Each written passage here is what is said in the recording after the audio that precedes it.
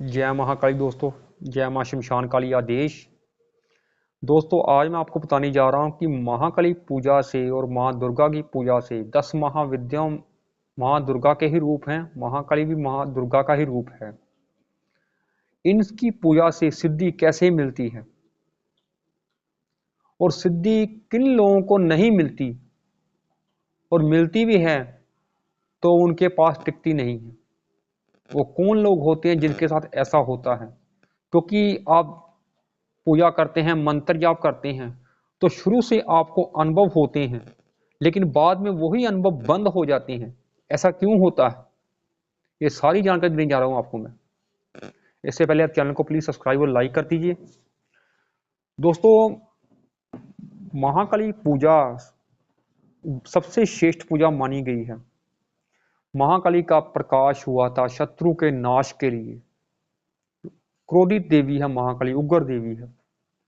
इनकी पूजा पाठ में गलती उचित नहीं होती। अगर गलती हो जाए, कोई आप गलती कर रहे हैं, गलतियां कर रहे हैं, ये नहीं है पूजा पाठ में गलती कर रहे हैं, आप जिंदगी में भी गलती कर रहे हैं, इसका भी ध्यान रखना चाहिए आप कि हमारी जिंदगी जो महाकाली पूजा करते हुए व्यतीत कर रहे हैं आप, उनमें अगर गलतियां होगी तो महाकाली हमसे क्रोधित नहीं होगी?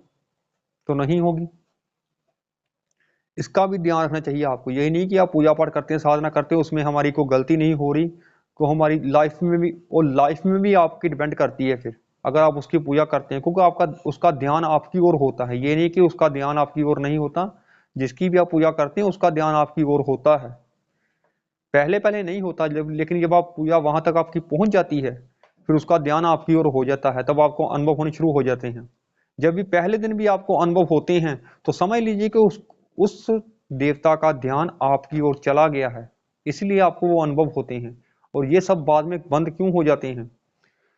दोस्तों, सिद्धि उस व्यक्ति को कभी नहीं मिलती जो कि महाकाली पूजा करते हुए, माँ दुर्गा की पूजा करते हुए कामी व्यक्ति है। सबसे क्रोधित महाकाली उसी व्यक्ति पर होती जो हर लड़की को गलत निगाह से देखता है, उसका ध्यान हमेशा काम वासना की तरफ रहता है। और ये महाकाली पूजा में ऐसा होता ही होता है। जब आप महाकाली पूजा करते हैं या मंत्रों का जाप करते हैं उसके, तो आपकी काम वासना बढ़ जाती है, आप लड़कियों की तरफ ध्यान देते हैं। ऐसा होता है और ऐसा होना आपको करना उचित नहीं है आपका। वो होता है, आपका मन करता है, अलग बात है, लेकिन उचित नहीं है आपका ऐसा करना। अपना ध्यान को बदलना पड़ता है। और क्रोध भी महाकाली से आता है, महाकाली पूजा से क्रोध भी आता है, और क्रोध पर भी आपने निरंतर रखना होता है। अगर आप ये सब भी नहीं करते तो सिद्धि आपके अंदर आते हुए भी चली जाती है आपके अंदर से। ये दो चीजें हैं मेन, ये वो बता रहा हूं आपको। अगर ये सब आप काम करते हैं तो उल्टा आपका नुकसान होगा, आपका फायदा कोई नहीं होगा महाकाली पूजा से, माँ दुर्गा की पूजा से।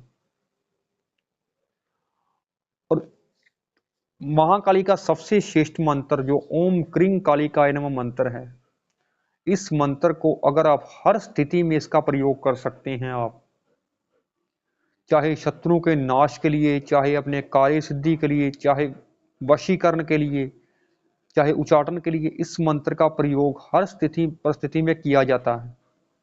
लेकिन अगर आप शत्रु के नाश के लिए कर रहे हैं तो फिर आपको 12वें रात को ओम क्रीं कालिकाय नमः मंत्र का जाप करना चाहिए। और अगर आप उच्चाटन के लिए कर रहे हैं या वशीकरण के लिए कर रहे हैं तो फिर आपको 11 बजे के बाद इसका जाप करना चाहिए। वैसे ये वशीकरण का मंत्र नहीं है, लेकिन वशीकरण इससे हो जाता है। लेकिन इसका समय पर आप जाप करेंगे तो ये नहीं कि आज 6 बजे आप वशीकरण करने बैठ जाए इस मंत्र से, तो ऐसा नहीं होगा। किसी भी टाइम नहीं बैठ सकते आप, इसका टाइम होता है एक। विद्वेषण के लिए भी इस मंत्र का प्रयोग किया जा सकता है। छठ कर्मों की सिद्धि इस मंत्र से मिल जाती है। लेकिन अगर आप नियम से इसका जाप करते हैं, कम से कम 101 माला रोज करते हैं, तो 41 दिन तक इसका दिशांश हवन करते हैं, तो ये मंत्र जागृत हो सकता है।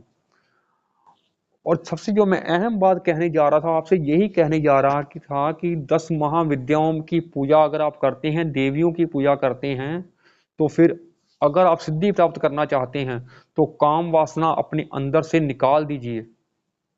लड़कियों की तरफ ध्यान देना बंद कर दीजिए बिल्कुल भी। नहीं तो सिद्धि साधना भी करेंगे आप, तांत्रिक साधना भी करेंगे ना, तो सिद्धि आपको मिल जाएगी, लेकिन वो सिद्धि आपके अंदर रहेगी नहीं, क्योंकि शरीर में ही शक्तियां वास करती हैं आपके। आप कोई भी काम किसी का नहीं कर सकते, कोई किसी का भला नहीं कर सके, उल्टा अपना नुकसान ही करेंगे इससे। ये देवियों की पूजा में ये सब नहीं चलता। और महाकाली पूजा अगर आप करते हैं तो स्वच्छ होकर, नहा धोकर आपने पूजा करनी चाहिए। मन को साफ रखकर, मन को शांत रखकर अगर मंत्रों का जाप करते हैं तो अपने क्रोध पर पूरा काबू रखें। ये नहीं कि आप जने खन से लड़ते फिरें। और घर वालों से तो बिल्कुल नहीं लड़ना चाहिए। अगर आप माँ बाप से लड़ते हैं अपने, उससे भी महाकाली क्रोधित होती है।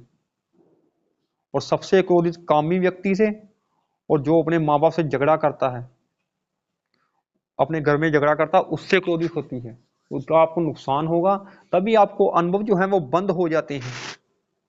यही कारण है कि अनुभव आपको होते हैं तो बंद हो जाते हैं बाद में। और कुछ ही पूछने के लिए कमेंट कर सकती हैं आप। कई बार मैं भी बात बताना भूल जाता हूँ। जय महाकाली।